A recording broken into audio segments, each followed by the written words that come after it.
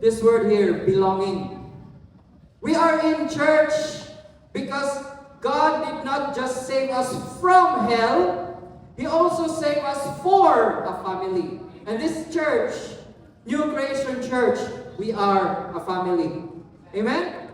So, yeah, find a family. Find a family because we will be preaching to each other today. Who likes that? Who likes that idea? Amen, amen. So, we have this need, di ba? We have this need of, we have food, shelter, di ba? We have the hierarchy of needs, Abraham Maslow, hierarchy of needs, and one of these needs is to belong. There's a saying, no man is an island. It's not in the Bible, but everyone accepts it, even the outside world. No man is an island because we all need someone in our lives. Di ba?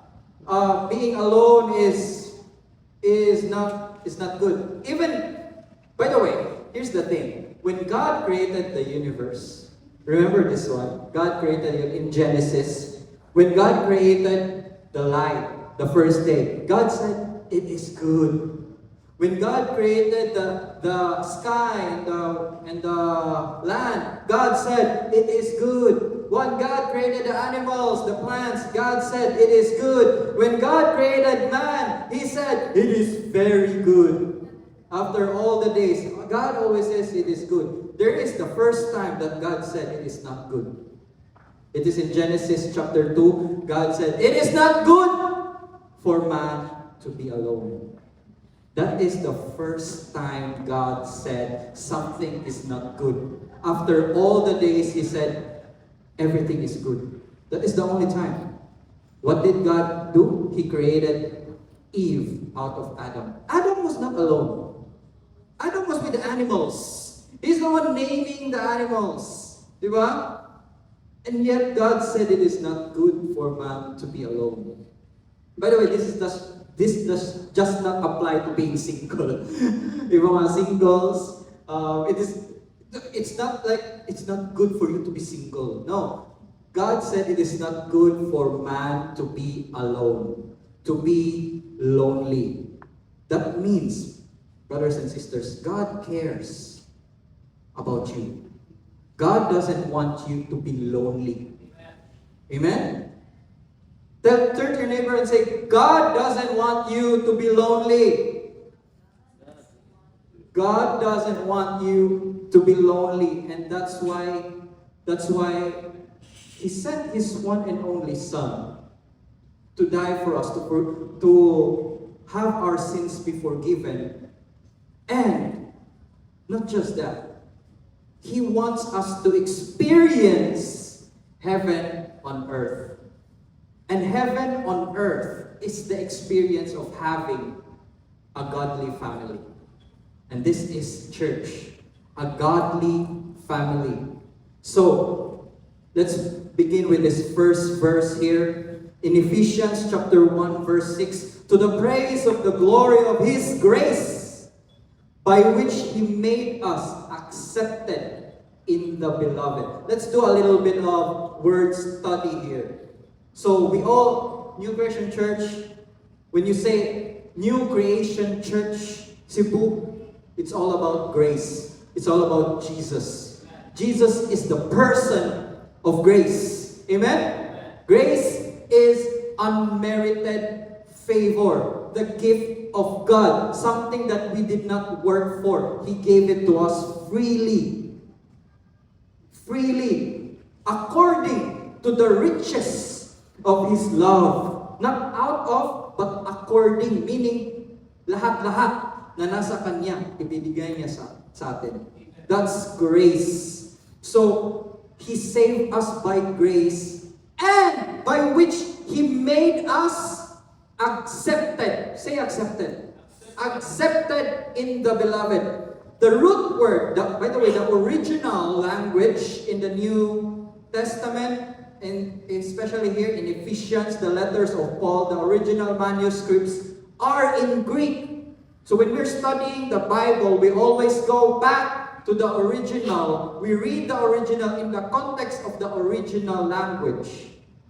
Amen? So the original word for accepted, the root word of that is karitu. Say karitu. Diba? Karitu. It's like the origin word for caritas or charity. Diba? It's something near that. But karitu, the Greek word karitu actually means highly favored and fully welcomed. Fully welcomed. Turn to your neighbor and say, you are fully welcome. You are fully welcome. Accepted. Accepted in the beloved. Amen. Wow. That's what He did for us. That's what He did for us. And by the way, this word here, karitu, appears another time in the Bible. Diba? So it appears another time in the Bible. And the other time it appeared in the Bible was in Luke chapter 1 verse 28. And this passage here, the context here is it was being said by the archangel Gabriel when he showed up to Mary. Diba? So rejoice, highly favored one. Karitu. Again, the Lord is with you. Blessed are you among women. Blessed are you among women. This is what the archangel Gabriel said to Mary when he was announcing that she is pregnant. So this word here, highly favored, again in Greek, the root word of that is karitu. It means highly favored. Highly favored. So, karitu, you are favored. Turn to your neighbor and say, you are highly favored. You are highly favored. I like it. We're preaching to each other today. This is what church is. By the way, what we're doing right now is us. And when you're outside of in the world is always reminding you of what you did in the past. Parang hindi ka naglalasing nung una? Parang hindi ka naman nag-cheat nung una? Always reminding you of your past self. Diba? Always reminding you that you did all those things. But in church, while we are in church, we always speak the truth. And this truth is the faithful word of God. And that is because when we say, you're a sinner, but you are already saved, that's lying. Diba? Whoever wants to live long must refrain from lying and must speak the truth. Must speak the truth. And what is truth? What is truth? Christ died for us and He took our place. We always speak that to each other. That's why we're doing this. Amen? Who wants to be in a place that is always reminding you of what God has done for you and what God has made you to be? That's gonna increase your faith. Amen? And one of the things that we're saying to each other today is you are favored. We're like angel Gabriel to each other. Rejoice, highly favored one. The Lord is with you. This doesn't only apply to Mary, by the way. This doesn't only apply to Mary. Why is Angel Gabriel saying this to Mary? Mary was pregnant with Jesus. Mary was pregnant with Jesus by that time. The Lord is with you. But Jesus said, here's what Jesus said. When there's this passage in the Bible as well. When Mary and Jesus' brothers were there, and then the disciples said, "Hey Lord, your mother and your brothers are there outside waiting for you." And Jesus said, and this puzzled me before. Jesus said, "Who is my mother? Who are my brothers?" My mother and my brothers are those who listen to the word of God and practice it. Wow. And this is what is the will of God. What's the word of God for us? It's for us. It's us when we believe in Jesus Christ. We are Jesus' mother and brothers. And again, karitu is, we are karitu. We are accepted in the beloved. And therefore, the praise of Angel Gabriel to Mary doesn't just apply to Mary. It applies to all of us. It applies to all of us who believe in Jesus Christ. Mary was pregnant with Jesus at that time. Mary was pregnant with Jesus, the physical Jesus, who is yet to die on a cross, who is yet to be born. And yet, Mary is already blessed among women. How much more? All of us, right now, who believe in the Lord Jesus Christ, and when we accept Him as our Lord and Savior, His Spirit, His risen Spirit dwells in us. Do you realize that? You feel that? How blessed we are. Turn to your neighbor and say, "Blessed are you among women," or "Blessed are you among men." Blessed are you among men. Blessed are you among women. Wow. Because here's the thing. It's not taas na kayo nila. It's not pagiging mapagmataas. No, we are, just imagine this one. Imagine this one. The Lord is so loving.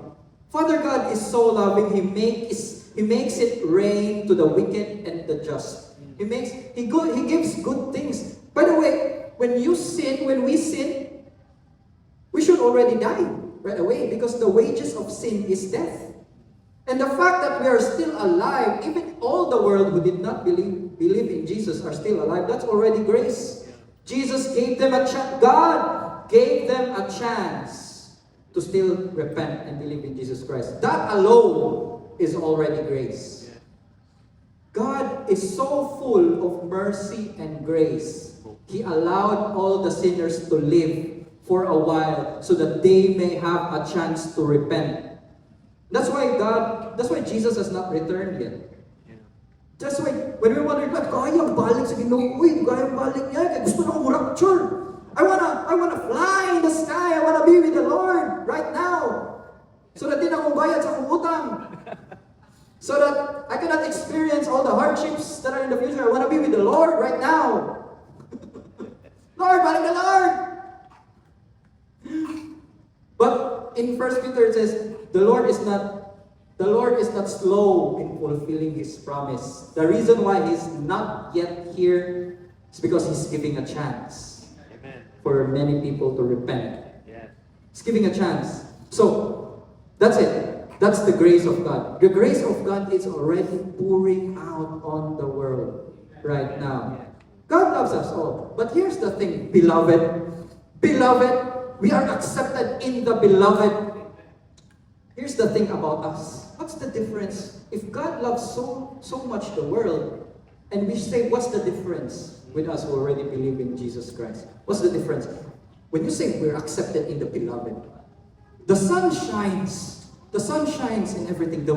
Everyone feels the warmth of the sun. Right? When the sun shines, everything feels. Everything feels. But when you accept the Lord Jesus Christ with the pure grace of God, imagine yourself having, like a magnifying glass.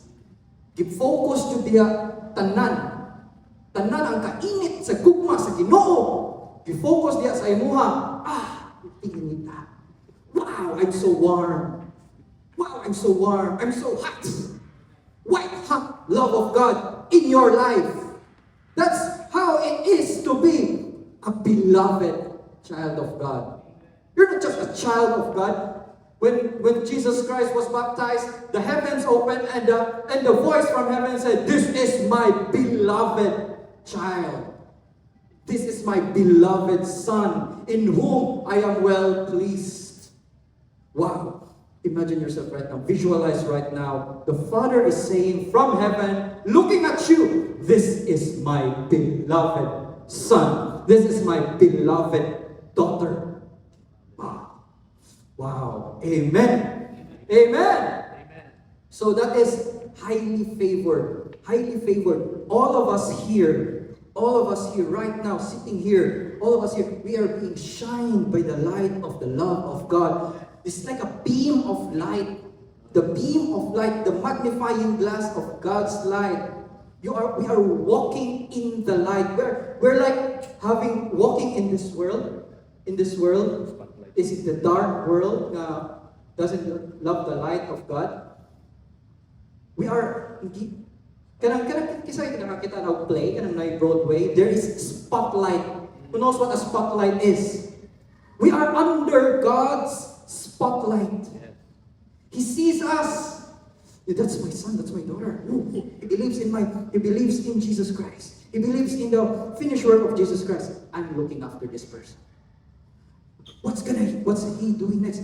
His thoughts about you. Wow. If there is someone so obsessed to you in this world, like a stalker, whatever, there's a bigger, more powerful, and so obsessed stalker in your life. That is the Lord. That is the Lord. Diba? It's like blasphemy when I say stalker. Diba sa world kay kung gwapo, admirer. Papatik na ang stalker. But they're just doing the same thing. They're obsessed about you. But so God is not just a stalker. He's an admirer, a father. Wow. If you have an earthly father right now, and he's thinking about what you're gonna eat tomorrow, how much more the Heavenly Father who loves you so much? Wow.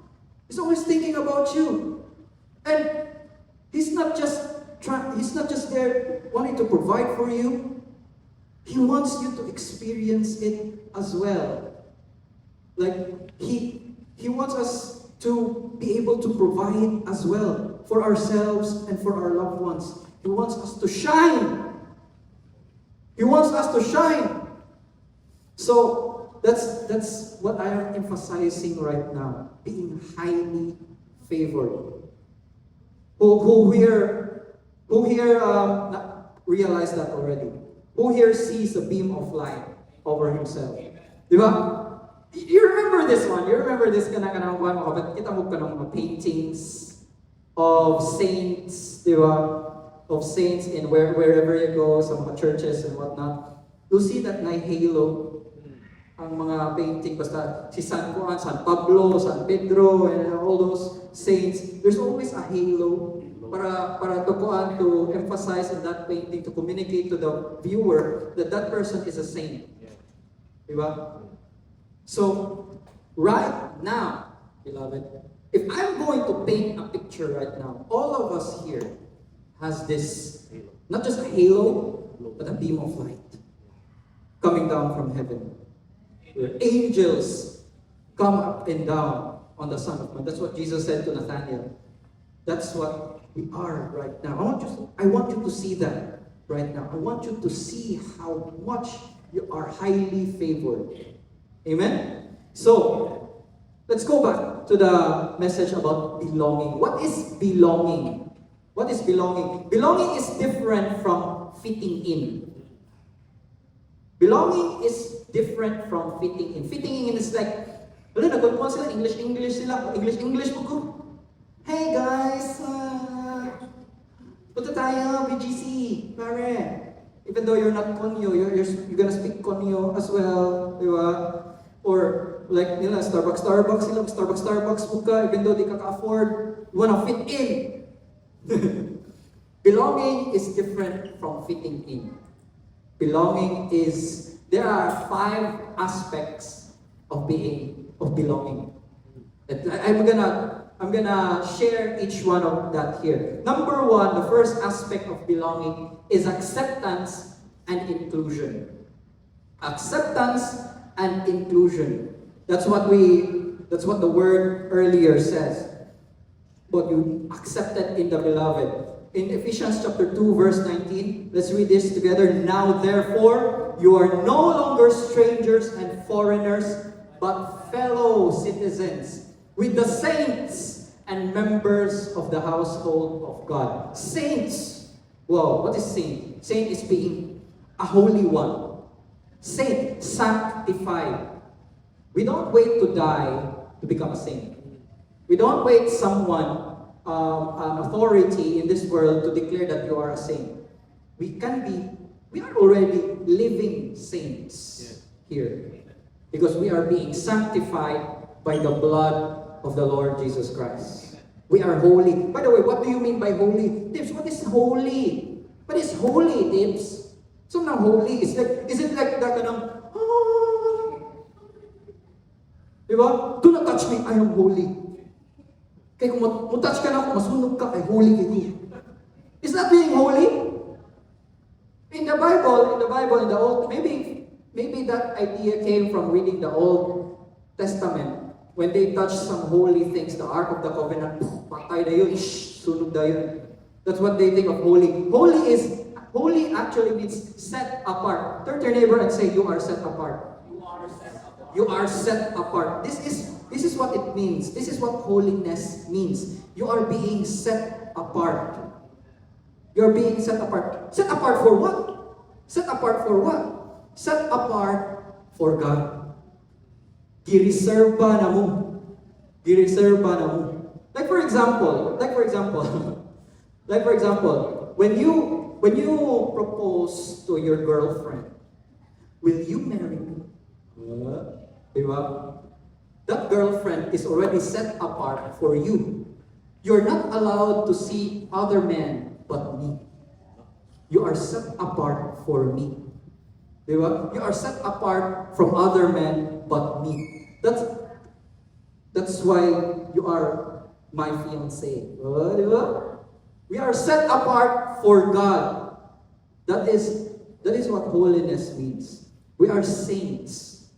God owns us, and we are gonna be used for His purpose. That is being holy. Diba? Oh, diba? Saint TA, Saint Princess. We don't say that, but we already know. Diba? We already know. We don't need to say Saint Arvin, Saint Tips. No. We are all saints. We are sanctified. And not just sanctified, we are members of God's household. We are members of His family. He doesn't have a last name. We don't need to change our last names. But we are members of His family because of the Spirit lives with us. Belonging begins with acceptance. God includes you in His family. So turn to your neighbor and say, you are family. You are family. Pamilya kita. Diba? Parintita. Oh, of course. Amen. That's aspect number 1. Aspect number 2, connection and relationships. In Psalms chapter 68 verse 6, God sets the lonely in families. So here's the thing. If you're lonely, one of the cure of loneliness, of course, is having Jesus Christ in you. And as a result, and what God said, it is not good for man to be alone. He puts you in a family. He puts you in a family. So God sets the lonely in families. So God's answer to isolation is having a spiritual family. Amen? So there's a reason why. There's a saying, by the way. There's a saying, by the way, in the world. Blood is thicker than water. Diba? Blood is thicker than water. And an interpretation of many people is that yung katugo mo, yun talaga yung tutulong sa iyo. Yung friends mo lang, barkada mo lang, they are water. They are water. Para kapag you have a problem, yung mga barkada mo, they'll just turn away from you. At tutulong pa rin sa iyo yung pamilya mo. That's the interpretation of the world. But the real interpretation of that is blood is thicker than water. It means the blood of the Son of God, by which you are born again in the Spirit, is thicker than the water of the birth of your mother. Because, diba, Jesus said, unless you are born of water and the Spirit, you will not enter the kingdom of heaven. What does it mean by water? Here's the thing. The water doesn't mean the water baptism. It's actually the first birth that we experience. That's the first birth. Di ba? Yung mother, pag nanganak, pumutok na yung tubig. Panubigan. Di ba? Tubig. There's a water in the womb. That's the first birth. We are born as a human. We are born of water and the Spirit. That's why Jesus said, you need to be born again. Born again is not a religion. No, born again ka no. No, hindi ka mo tuog mga santos. Hindi ka mo tuog mga ribulto kay born again naman ka. No, born again is you are born again in the Spirit. You are a new creation in Christ because you believe in Jesus Christ. You are born again in the Spirit.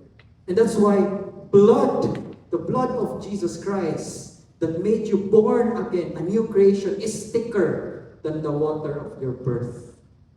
So that's why we are set in families. And this is the family of God.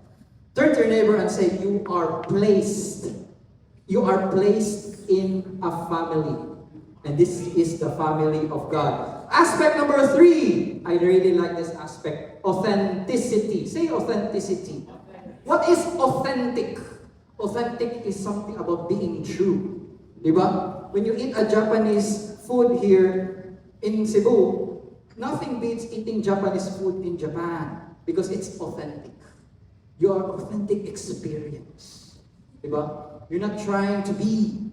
That is authentic. Let's read this one in 1 John chapter 1 verse 7. But if we walk in the light, as He is in the light, we have fellowship with one another. And the blood of Jesus Christ, His Son, cleanses us from all sin. Who wants to be in a family that's always hiding something from you? Who wants to be in a family that's, you're smiling towards each other and then you're hiding something? You're betraying them in the back. You're stabbing them in the back. Diba? Nobody wants that. But God wants us to be in a family. Like I said, walking in the light. Walking in the light. We are in the spotlight of God. And what does it really mean?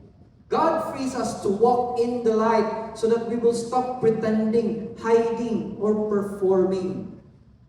Because, diba? When you're about to do something, shady, diba? The word shady is like in the shadow, shady things. Kanang na kay mga cheating and stuff, you want to open incognito window, para di makitaan ko na sa mong search results, search history, or when you want to do something, you always hide in that room. You don't want to see the dirty things that you do. That's why people sin in the dark. Because it is shameful to even mention all the dark things that people do in the dark. But when we believe in Jesus Christ, that He has forgiven us, we walk in the light. We walk in the light unashamed, with no fear. Because the reason here is the blood of Jesus Christ, His Son, cleanses us from all sin. What exactly does that mean? When we sin, when we do bad things in the dark, when we hide our secrets, we're ashamed of it. We're ashamed of them. Because our reputation, our reputation. But, and those things are like utang. Are like debt, like read in your ledger. But remember, God has paid for all the debts that we owe. Why is sin symbolized as death? Again, the wages of sin is death. So if you want instant transaction, as soon as you sin, you should die right away. That's instant transaction. Diba? As soon as you sin, you should die right away. Because even when God said to Adam, when you eat of that fruit, you shall surely die. And why did he not die? When he first bite pa lang gani, dapat tikok na si Adam. Dapat wala na. And yet he lived 900 plus years because God wanted to give him another chance. God wanted to give him another chance so that from the lineage of the woman will come the salvation of the whole world. Right? So, when we sin and we're still alive, that means we have an utang of death. That's why sin is represented as debt. Forgive us our debts, di ba sa prayer? Forgive us our debts as we forgive those who have sinned against us. Because sin and debt, utang, are kind of the same thing. Because when you are alive and you still have sin, utangan ka sa Ginoo. You owe Him death. That's it. And yet, here's the thing. This is the gospel that we preach. Someone paid the debt by dying on our place. He died the debt that is supposed to be ours. And therefore, paying our debt of death. Di ba? When we believe in Jesus Christ, we have already died with Him. And therefore, and Jesus Christ did not remain dead. Jesus Christ did not remain dead. God raised Him from the dead to show us that it is fully paid. Fully paid. Because He already paid for all the debts. That's why God raised Him up. And that's the reason why when the enemy wants to come to you and remind you of your sins, you show them the receipt. Hey, Jesus Christ paid it all. He's alive right now. That means my debt is paid. Amen. So we are forgiven. We are forgiven. When we know that we are forgiven and accepted, we can finally be honest, accountable, and real. Authenticity is a byproduct of knowing that you are forgiven. And that's why we cannot just be real, be authentic, be authentic. Guys, we need to build this authentic church. We have to be real, we have to be vulnerable. But how? But why? What's the reason behind it? We need to preach always the once and for all forgiveness of God. That's the way we can be authentic. That's the way we can be real. Knowing that we are forgiven. Fully, irrevocably forgiven. Because Jesus paid. Not just because like God has give way for niyang sin. Like, okay na, wala na, okay na, no more sin. No, it came with a cost. And the cost is His beloved Son. Amen? So, when we are and the reason why Christians still sin, the only reason for that is they have forgotten that they have already been cleansed. That's why we're here. We preach to each other and turn to your neighbor and say, you are forgiven. You are clean. You are cleansed by the blood of Jesus Christ. Remember that. We always need someone to remind us that. Because when we forget that we have been cleansed, when we forget that we have been forgiven, it's easy to fall into sin. It's easy to fall into sin. Because, ano naman dyan ko? Gal-gal naman dyan ko? Or kung naman dyan ko? I've done that before, so I can do it again. I've cheated before, so I can cheat again.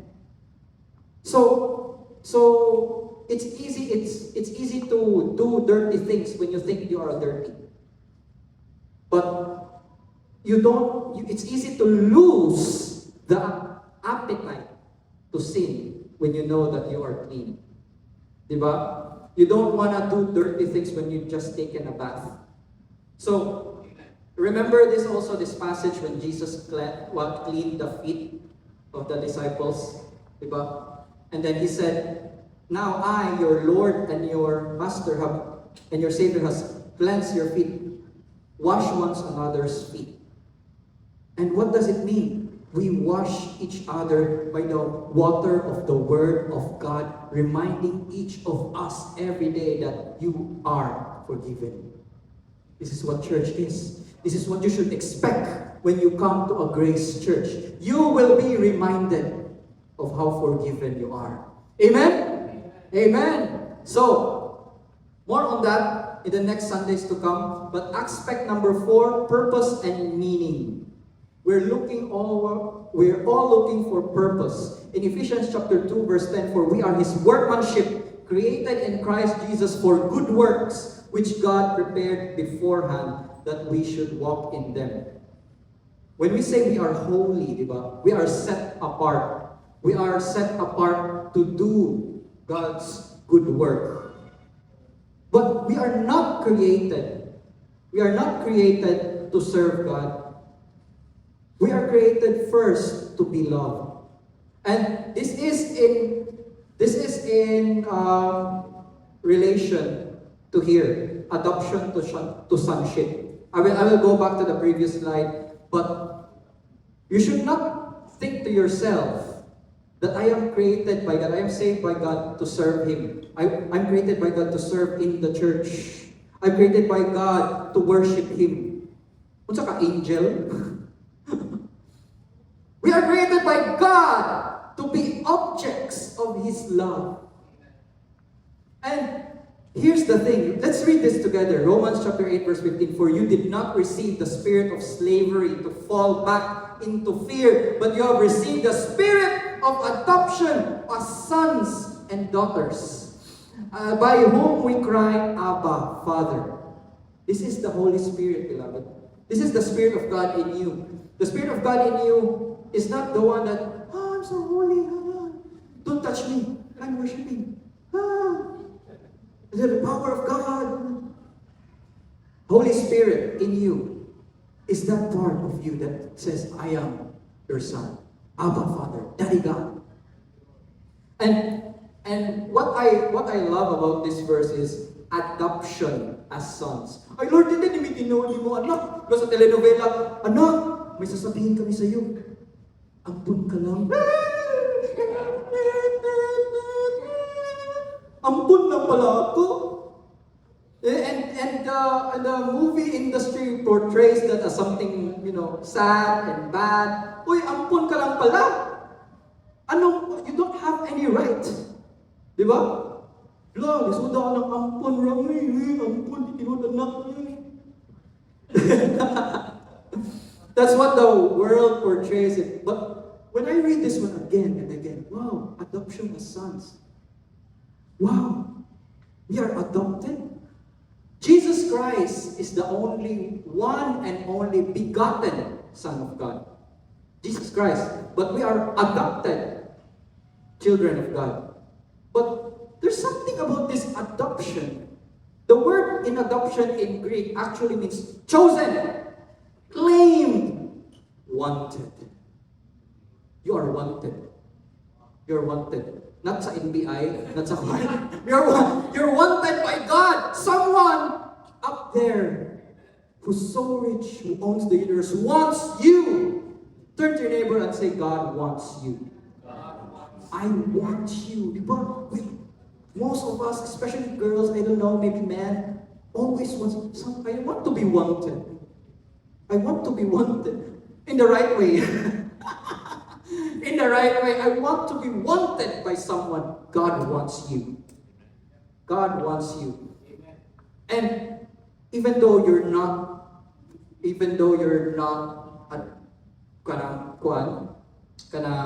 you're not begotten, you're wanted. You're wanted. There's a lot of people who were legit child, but they were unwanted by their parents. Diba? Being the biological child of that parent doesn't automatically make you wanted. And that's the reality in this world. And if you are that, I'm telling you, beloved, God wants you. God wants you. Amen? You are wanted. And because of this one, let's go back to the purpose and meaning. We have this Holy Spirit of sonship. We have the son mindset, child mentality. When we are child-minded, sonship-minded, we become servant-hearted. We become servant-hearted. we become more invested in the family business of God. When you are just a servant, when you are just an employee of a company, you just want your sweldo. Di ba? Maningil ka sa imo ang amo, nganong amang ko na imo kitagag sweldo, nganong kuan man, nganong na-delay man ang sweldo, sir? I work so hard, why did you not pay me? And sometimes, employees really just put their bare minimum at work. I'm being paid. That's fine. I don't even need to. But if you're a son, if you're a child, you're in the family business, you're invested in the success of your family business. That's why children of God work even harder. Work even harder. Diba? Paul said, I work harder than any of them because of the grace of God that is in me. The grace of God doesn't make us lazy. It makes us children. We are invested in the success of the family business of God. Because the success of the family business of God is also our success. Amen. Amen. Amen. Who wants to be in the family business of God? Diba? The family business of God is spreading the grace of the Lord Jesus Christ to more people will hear the gospel. More people will hear the gospel and be healed of all their iniquities and everything. That's what the country needs right now. The family business of God in this world comes through the church. Amen? So, we need to preach this one. Hey, you're a child of God. Right? So, that's our purpose. We get our purpose. We don't exalt our giftings and talents. Like, kamao kong tukar, kamao kong kuwan. No, the more excellent way to have your giftings manifest is through love. So, when we know that love, then the Lord will use our gifts in us. Amen? Again, and last, security and support. The eternal God is your refuge, and underneath are the everlasting arms. We are protected. We are protected by God. That's also one aspect of belonging. And when we know that we are protected, when we are protected, we become vulnerable. Vulnerable doesn't mean okay ako masakitan. No. We don't care anymore. Just like how David rejected the armor of Saul when he was about to face Goliath. King Saul wanted David to wear his armor. Bukat kayo iyang armor. But David said, these are too heavy. I don't want that. He just faced the giant. He just faced Goliath in his normal shepherd clothes. He faced Goliath. He's vulnerable. But his vulnerability came out because he knows he's actually very, very protected. He is under the wings of God. Here's the thing, beloved. If God is for you, who can be against you? What can man do to you if God is on your side? If God is on your side. And here at church, we know that we are protected by God. And when I learned that how much forgiven I am, how much protected I am, I was able to become vulnerable to my brothers, to my co-leaders. And they know all the dark things that I did in the past, which God has already forgiven me. And I'm not afraid anymore that someone will come here and say, okay, ba mo ng tips no? Iyang kuhan? They already know! And they love me for it anyway. That's what we do to you as well. You may have dark past. You may have done things in the past. If God has forgiven you, who are we to hold it against you? Diba? You are forgiven by God. And that's vulnerability, and that's also part of our authenticity. Amen? So, again, our identity, our adoption, it does not come from human. So in John chapter 1 verse 12 to 13, but to all who did receive Him, who believe in His name, He gave the right to become children of God, who were born not of blood, nor of the will of flesh, nor of the will of man, but of God. Turn to your neighbor and say, you are God-born. You are God-born. Wow. We are born again in the Spirit. We are God-born. And therefore, beloved, read this one. Read this one. Let's read this together. Together. 1, 2, 3. Fear not, for I have redeemed you. I have called you by name. You are mine. That's what God is telling you right now, beloved. That's what the Father is telling you right now. You are mine. I know you. He knows everything about you. All the things that you think will make you unworthy to come to His presence. All the secret sins. All the lies that you've told. All the things that you've stolen. All the men you have killed. All the tests you have cheated. And He still loves you. He loves you. He says, you are mine. Amen? Turn to your neighbor and say, you are known. And you are God's.